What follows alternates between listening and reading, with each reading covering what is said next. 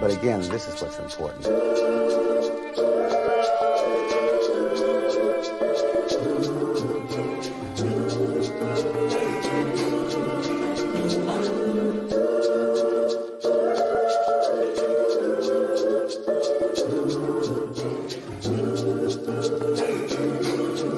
But again, this is what's important.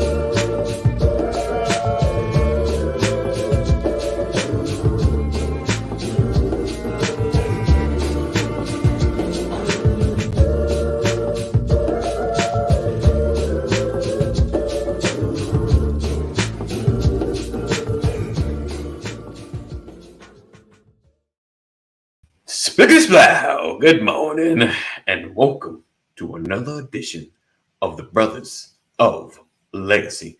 I'm your host with the most, Mr. A.D. Walker, the pusher, the grower, the motivator. I appreciate you guys for rocking with us and hanging with us. Another edition. Good morning. Thank you for sharing and all the blessings to you as well. Tonight, also, Miss Lisa will having changed the channel. I think tonight at 7. Make sure you check it out. Good morning, Miss Keita Patrick in the building. Good morning, all my podcast people. Thank you for rocking and hanging, rocking, don't stop it. Thank you for being a part of this amazing conversation. Today, we're going to dig a little deeper today. Let's see, hopefully I changed it. Splickety-splow, splickety-splow. Buying back the block, part 2, creating cooperative business opportunities. Creating cooperative business opportunities. Of course, always check out the Brothers of Legacy podcast. And again, welcome to the Brothers of Legacy, where we don't stand out, we stand up. I appreciate you guys for being here. I appreciate you guys always being a part. I appreciate you guys for always sharing, because what? Sharing is caring. Sharing is caring. So thank you guys for being here. Always the best audience in the world. The world, Craig? The world. Good morning, Cheryl, sports car lady in the building. I appreciate you for being here as well. So today, like I said, we are talking about buying back the block, part 2. Yesterday, Yesterday we spoke about the cooperative opportunities of apartments, co-ops, and things of that nature. Like I said, that conversation was sparked by my brother Ephraim Terrell, Mr. Reparations. And it was an idea that I didn't think about as far as the co-ops. Kind of shot it down real quick, but then digging into it, I figured it's a great idea, great way to building. Yes, it is. Miss Kathy, happy Thursday.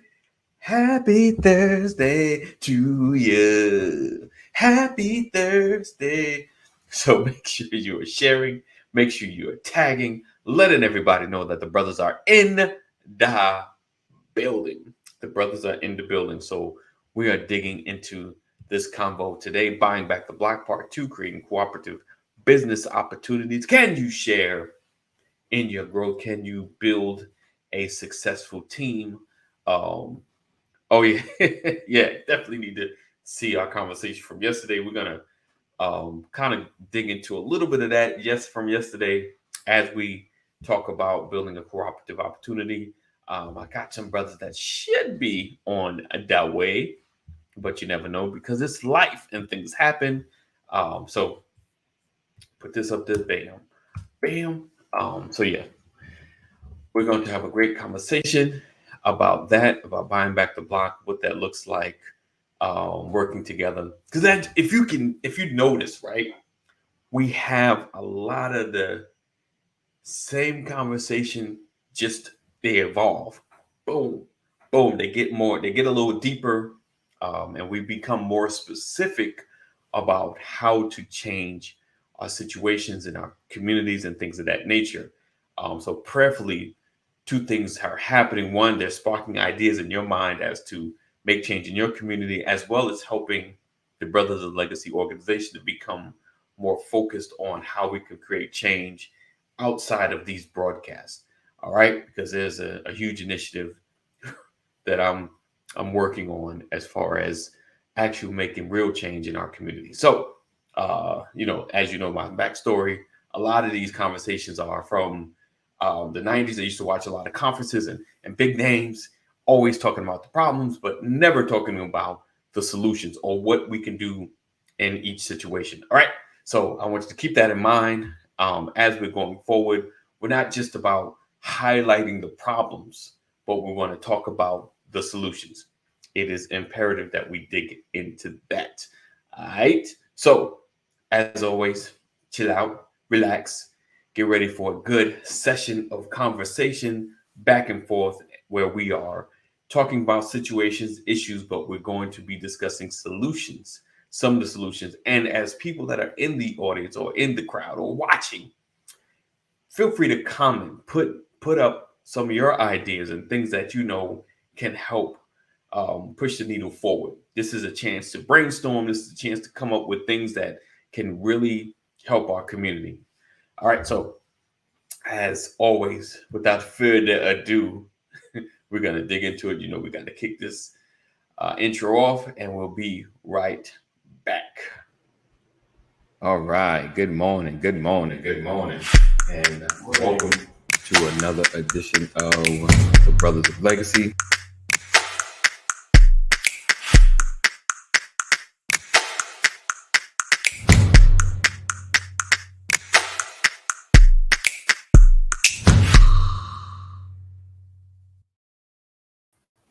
Boom.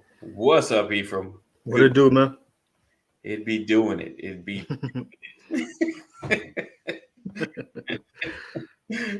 Yo, listen, I remember I was in North Carolina and somebody hit me with, "What you know good?"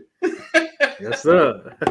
Literally was stumped. I had to Yeah. go to somebody. I said, "Listen, somebody hit me good." And I didn't know how to respond. What is the proper response? And they told me, "I ain't nothing." Yeah. I Yeah. was like, Yeah. "That's it." Yeah. That's it.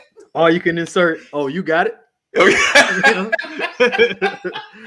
Yeah. like, "What? Yeah. What you know good?" Yeah, man. Oh man, listen. Sometimes it's living. Even you're in the same country, but each state kind of have their own language. Oh yeah. It just blow your mind. It just blow your mind. Like we like in New York, we always say, "You know what I'm saying?" Some, you know what I'm saying, and you're just like, "Nah, got no clue." No clue. Listen, I remember years ago there was this round table with some rappers, and Wyclef was on it, and Praz, from Okay. the Fugees, and Praz kept saying something. You know what I'm saying? Blah blah blah. You know what I'm saying? And Wyclef was like, "You say you know what I'm saying one more time." Yo, I always remember that interaction. Yo, it was hilarious. But anyway, what's up, Ephraim? I pray all is well. Yeah, man, all's good.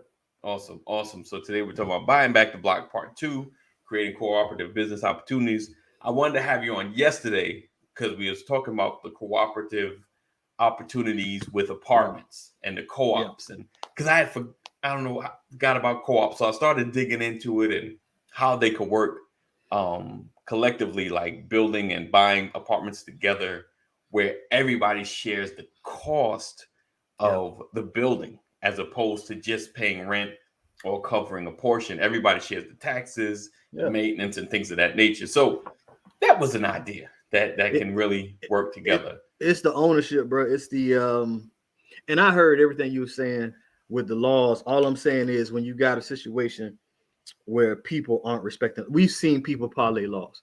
We've seen people filibuster and say, "Look, I'm supposed to go in there, do my job by stalling this vote or whatever." Like when it gets legal and you not making the laws, you can lose. You know what I'm saying? Like so. And then like you think about how long someone has to be in court and all that kind of stuff. Like you can be in a whole totally different situation. So I feel like ownership would be a quicker. I don't know. It's once it's in your hands, you know what I'm saying? It's on you. But I mean, I think if you have, with their level of ownership, you have an opportunity to be more responsible. You know, like you feel more responsible because it's Yeah. different than you living or just really there, as opposed to like, you keeping up the property helps raise the value, which helps money in your pocket or change the cost of what you're paying. So it helps out a lot. And you know, in principle, it's the same thing if you live in a luxury apartment. But for Right. some Good reason, morning, they get a Pastor. quicker. Hey, morning, Pastor. They Morning. get a quicker response. You feel me? Like if I'm a luxury apartment, I'm paying Right. $2,200 a month for. I'm down in Miami with 600 square feet down on Right. South Beach, paying a ridiculous high price. Right. And they didn't come pick up my trash, or Right. they didn't have my car parked, or whatever those luxury places offer. For Right. some reason, you get a response because it's Right. known that I'm definitely not paying for square footage. I'm paying for the luxury pieces, and y'all falling behind. You'll get a response on that. But to get somebody to come down to the hood, because DeAndre AC ain't working, man. Look at it, man. The response might not be as quick. We have historically known that it was hard to get police down there for emergency responses, let alone a landlord to come fix out an AC that blew out or something. So Indeed, just quicker response. Definitely. So, like I said, today we're talking about buying back the block, part 2, creating cooperative business opportunities, creating ways that we can kind of work together to build our communities back. And the idea of us having more ownership in our neighborhoods is definitely key. But another component of it is having our patrons respect our neighborhoods as well. Sorry, it sounded like somebody took a spill. Back in the day, you hear somebody crash, you get quiet, like, okay, nobody crying. Okay, good. Let's keep going. So that's not back in the day. That's still today. Right. Nobody's hollering. So we're talking about, how do we come together, to build it up. And we left off yesterday, and kind of me and Pastor talked a little bit off camera, but one of the main words was trust, trusting to come together in a cooperative business, Absolutely. because it's one thing to have the money or financial backing, but then it's also trusting the people you're going into business with, and everybody wasn't having a conversation, knowing the intention, what is our goal?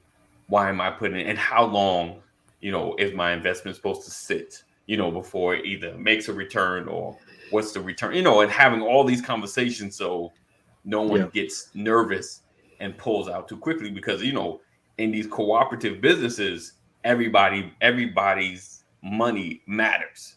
So I need your money to sit in here with mine, because especially if you're at a 25 or higher % stake in this spot, it's like mine, me, yours, and another fourth person.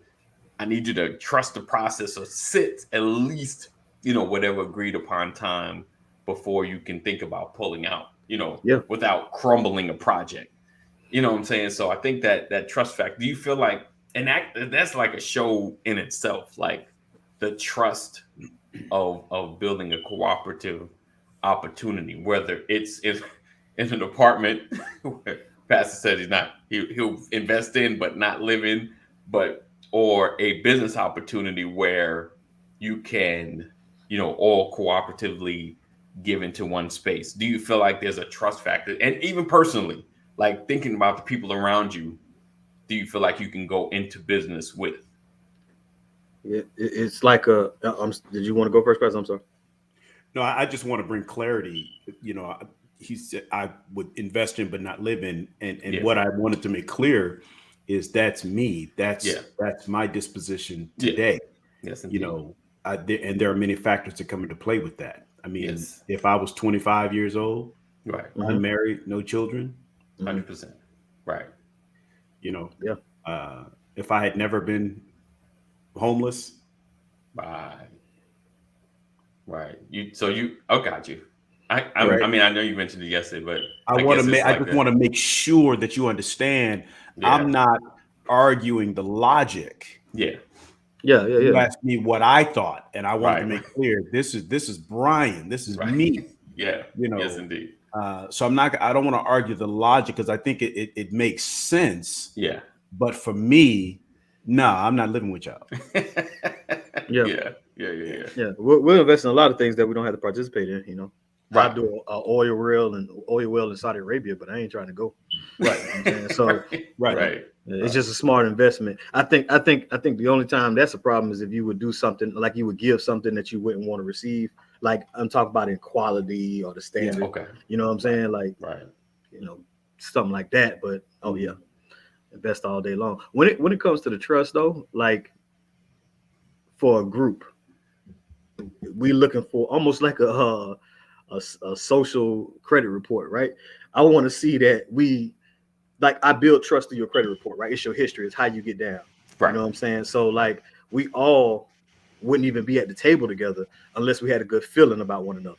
Like you wouldn't even enter this conversation unless I kind of thought you would be for what's right or what's smart, right? Right. But there's a lot of other trust that is out of my hands that I gotta like, okay, we all come together for a deal.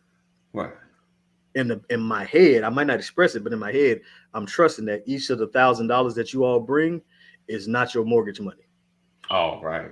Not now, I can't tell you what to do with your money, but the way I understand investing, if I were you too, I wouldn't bring my mortgage money.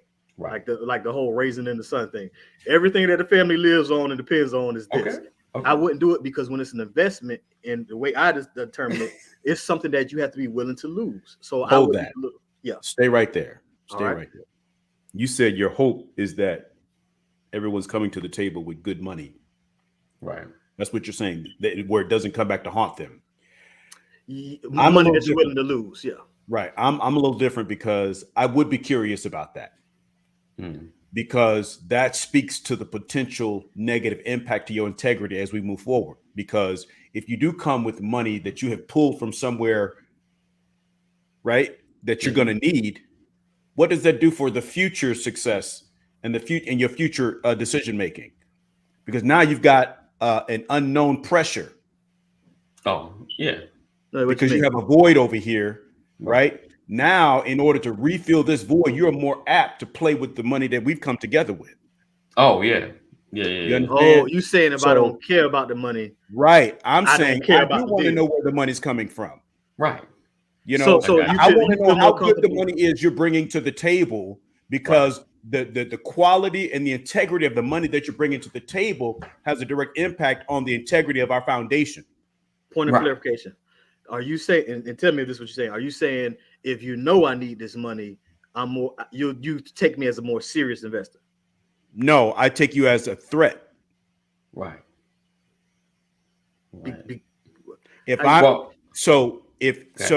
All three of us come together. Yeah. And I'm saying I have $1,000 worth of capital sitting over here that's set aside for the purpose of investing. Right. AD says I have $1,000 over here that I can pull from my savings account. Right.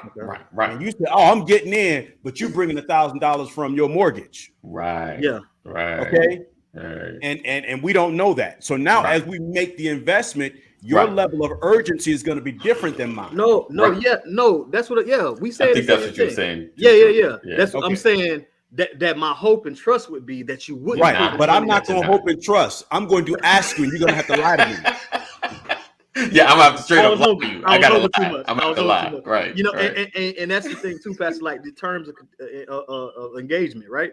Like as we enter into this thing, what is my permission to ask? You feel me? Right. Okay, AD is investing some money. The money's due tomorrow. All three of us have an investment on the property, right? Yep. And we're going to buy painting studs tomorrow. Yeah. I see Sam post that she got a new Louis bag. Do I have the right as an investor to worry about that? Setting those terms and those boundaries, and it can be endless in business, right? Yeah. But those are the tough conversations. Yes. Like I said, we wouldn't even be at the table if you didn't have a mind for capital acquisition or something like that. We investors, we got that mindset. We want to do better. But I think gaining trust is me hearing you ask me those questions, and you not being offended as I try to gain an understanding, because business isn't guaranteed. If something goes south, I would hate, and see, we have a little bit of a conflict because we have a relationship prior to the investment. Right. So like, I don't want to lose my money, but I also don't want to lose the friendships and the relationships that I built before then. If you guys are from South Florida somewhere, all right, fine, stay there, because this is what AD and I talked about after the call, after our platform yesterday. I'm saying it would be really hard for AD to run and hide from me. Right. Because he's got to uproot his entire family. Right. Yeah. So the question is, what is the practice ground? What is the buildup to a major capital investment? Absolutely. Because if we come together and we make an investment in a stock, then and we all lose equally. Right. But when you're making an investment in something like property, that can haunt you for a very long time. They can come after you in the taxes, foreclosure. This stuff travels with you. It can get ugly. Right. And so I believe that there has to be more of a connection, more of a bond. Right. When you're making investments like that. That's why typically when people do something like that, they're family. Or church. And I'm not talking about, the church that was only here 5 years. I'm talking about a church that is generational, where my mama was here, your mama was here, my grandmama was here. Right. Those are the ones who are making those. You got people sitting on the board, right? And that's when you come together collectively and make those types of investments. And so you have to have some relational foundation before you start making investments like that, unless everybody's got $1 million in the bank. But it changes too, Pastor. We I know you guys in other circles, but I don't know you as investors. So something you said earlier, maybe a smaller investment would be a great start. And I don't know what that small investment would be, because when you got to do it, right? And it's not like that. And somebody that's a wise steward values their money either way. It's not like you like your $100 bills less than you like your 1,000. You know what I mean? So it's still your money, but if it could some kind of way, something not neutral, but something easy, or I don't know the right word. I mean, I get what you're saying, but to pass this point, having a conversation like, hey, like I come like, hey, I got this opportunity.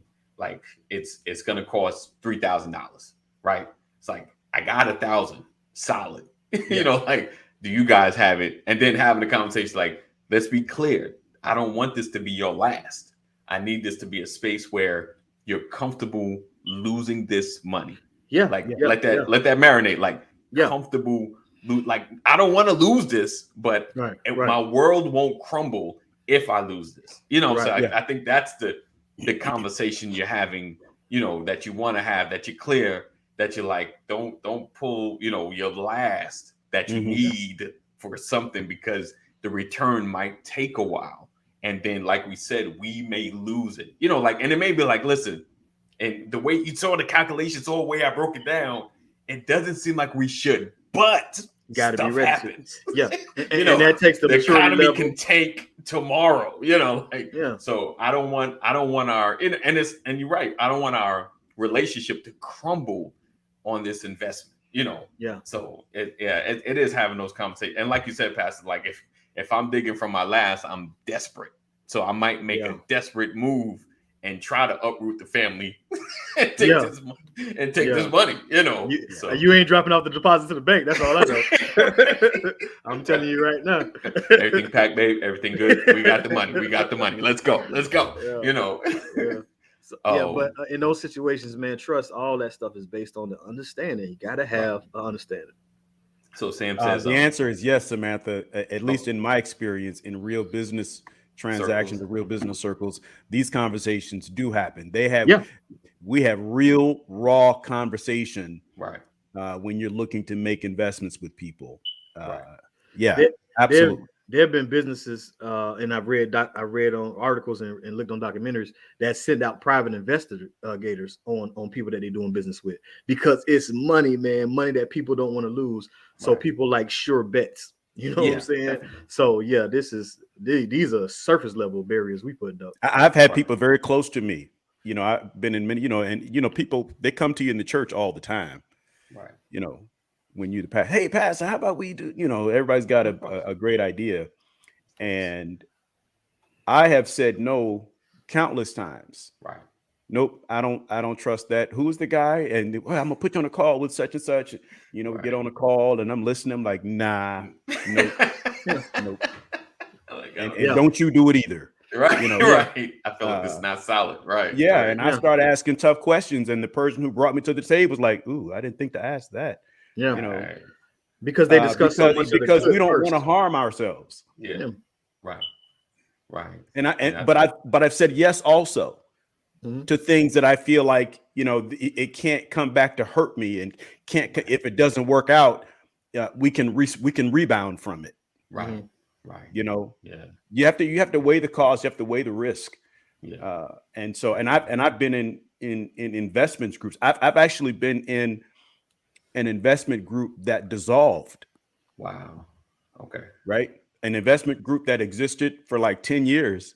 Wow. And then things kind of went sideways. Yeah. Wow. And we had to dissolve it, and everybody had to take a piece, and some people put in more than others. Right. It took like 2 years to get that thing dissolved, but we dissolved it, and everybody went their separate ways, and we remained connected.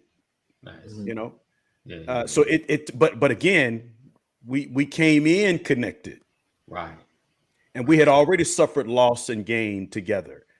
Right. So it was a collective decision to say, okay, let's, this is getting a little tight. It's costing us more than what we're gaining. So let's go another route. Let's go do something. If another idea comes up, hey, let's get back together. But for now, we're going to dissolve this and go our separate ways, because it's not making finance. And not everybody was willing. Not everybody wanted to dissolve it. I'm about to say, was everybody in on it? Because you start thinking like, no, wait, no. There had to be there. We took the vote. There was a consensus. And some people wanted to continue, and other people didn't, and the majority ruled. Wow. Those could be tough. It can be it can be a slippery slope. Right. But when you to Terrell's point, when you have a real bond, when everyone has, we come in with real expectations, because this is covenant. Yeah. This is covenant, and so if you don't understand covenant, you'll never truly understand the sensitivity of investing. Right. Yeah. It can be no shadiness. It got to be some transparency. Right. It's and clear expectations. It just can't be anything that's not known. Like no, not expressed. You know what I'm saying? Like, for the record, I want y'all to know that I expect everybody to be on the conference call at 8:30 on Tuesday. It show, to me, showing up on that call showed me that y'all serious about an update on the investment. AD might be like, bruh, is the money in the bank? You know what I'm saying? He might be a bottom line guy, but we have to some kind of way merge those two, because I would leave that offended if AD don't check in.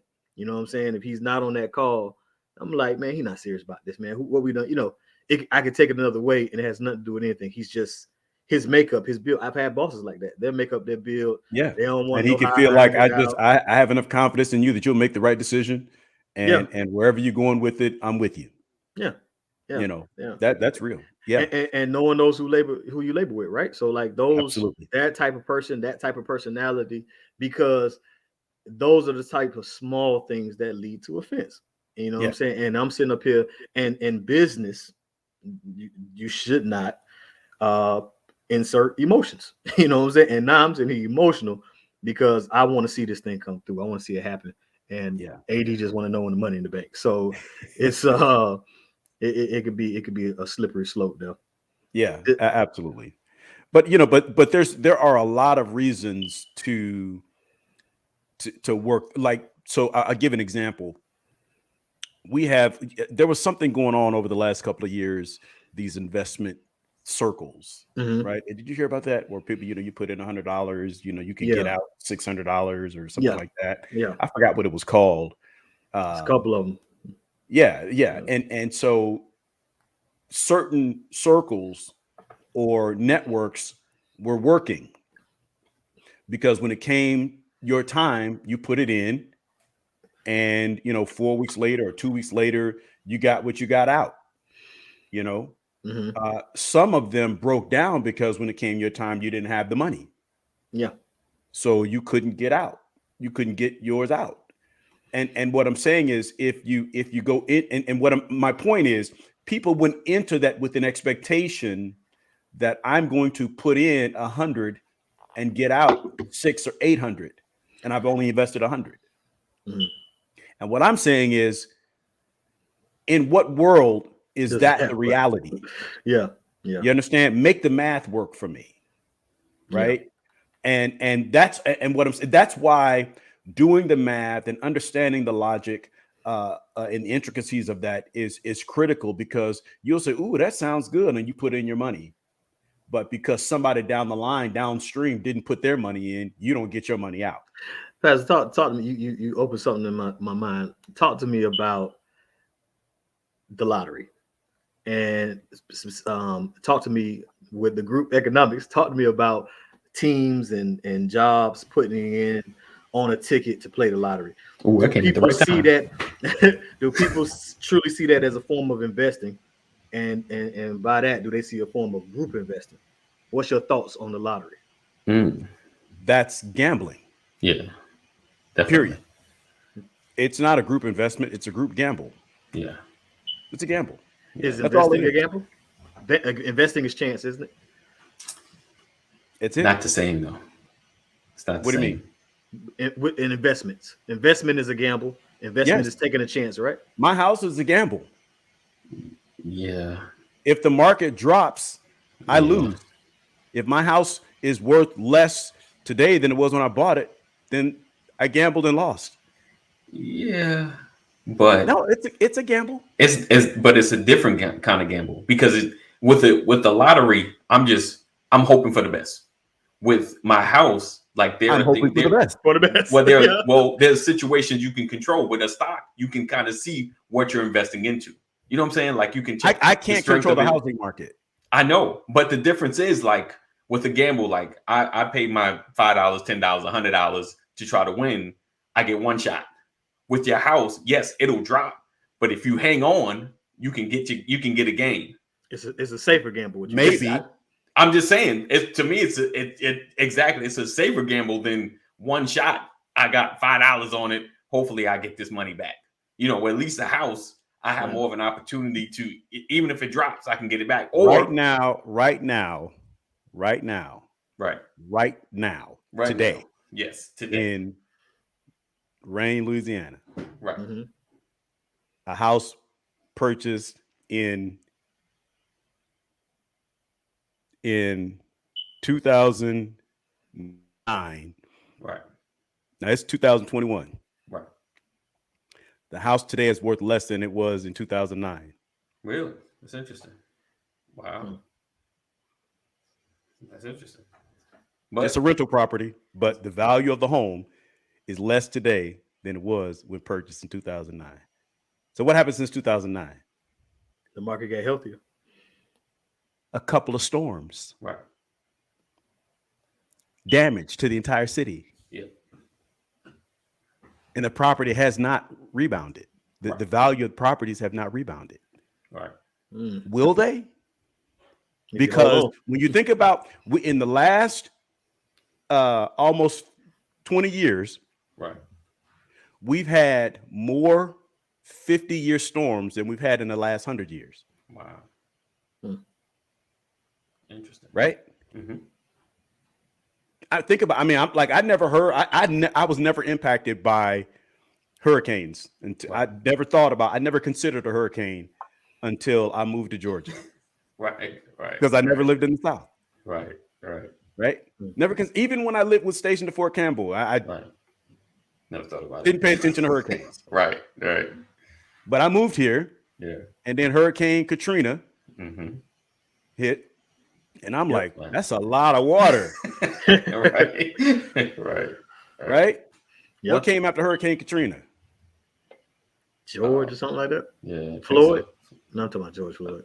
It was Floyd. It was something like it was Floyd or something. Yeah, I think Katrina, Floyd, Sandy. Yeah. I remember Sandy. Yeah.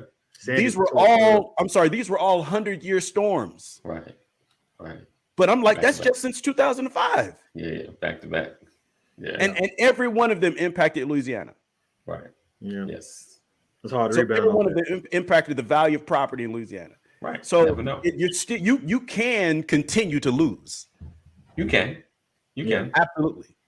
You can. I But it's, ain't telling you what I heard, I'm telling you what I've lived. you know, like I said, I think that just the difference is the holding process. You know, like things drop, you can hold on and it will come back. It's a possibility to come Listen, back. right now, I feel blessed. Yeah. Right. Yeah. I don't know what happened, but I just bought this house in 2019. Right. It's the Shaq attack, baby. Bro, Shaq tearing Henry up. if I sold my house right now, I feel like I hit the lottery. Yeah, you know? Yeah. Right. Problem is I can't go buy another house because it's all like that. Yeah. You know? Yeah. Right. And so it's kind of a catch-22. As much as I feel great, I can't do anything with it. Right. Yeah. Right. You know? So Yes, indeed. it's still, and I don't mean it a gamble in a negative sense, like you went to Vegas, Right. but it's still a chance. Yeah. You're still playing chance. Definitely. The difference is it's a good investment because it gives my family a place to live. Yes. Right. But that's different than, playing the lottery. The lottery, that's a game of chance. Right. That's straight gambling. Yeah. I'm not coming against it. Lord have mercy. Listen, I know somebody that plays Tinder. Look, I've been to Vegas. Play every day, and he's balanced it out. It became like a second income. He's just figured a good strategy. Rich said, if the deals are structured right with win-win for both parties, all numbers stack and have been stress tested, 8% cash flow, you can be straight up money in bank. You do proof of funds. Yeah, I mean, it's always like I said, it is a covenant. It is a way. You just got to get understanding of the partners, and everybody has to just understand what they're getting into. I think that's the main thing. What are we getting into? What's the return on investment? What at least in good conditions is the return? How long is the return? What's the good conditions of getting money back? And then, and of course have the real conversation. Can you handle you losing this money? I am always going to be on board with a group of people that are trying to better themselves. Right. Always. Right. I'm always in agreement with that. My whole thing is let's make sure that we count up the cost. Right. Mm-hmm. Right. That we all understand what we're doing. What is the worst case scenario? Right. We don't have to worry about the best case scenario. Let's measure the worst case scenario and keep it moving. Because anything better than today, we've won. Right. Even if we come out even, we won. Yeah. Yeah. But we have to measure the potential loss. And if we can live with that, great. Yeah. So I'm never going to be against that, whether it's co-op or business arrangement. It doesn't matter to me. If it's something that's going to improve our state of being, definitely, our way of life, man, you can count me in all day. Yes, even indeed. if it's painful, you can count me in all day because that pain is worth it to me. But again, like I said, when you talk about co-op, the co-op living, all I'm saying is I love y'all. Right. Right. I do. Right. I love you. But I'm gonna chill at home. By nature.